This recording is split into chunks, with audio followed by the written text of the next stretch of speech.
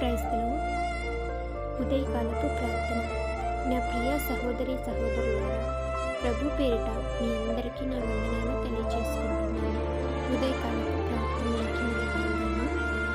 మహాపరిశుద్ధుడైన నా తండ్రి, నీకు అనేకమైన వేలాది వందనాలు కృతజ్ఞతాస్తుతులు చెల్లించుకుంటున్నాను. అవును ప్రభు, ఈ ఉదయకాలమందు తండ్రి మమ్మల్ని మీరు జ్ఞాపకం చేసుకోమని ప్రార్థిస్తున్నాను తండ్రి. ఈ దినము, ఈ సమయము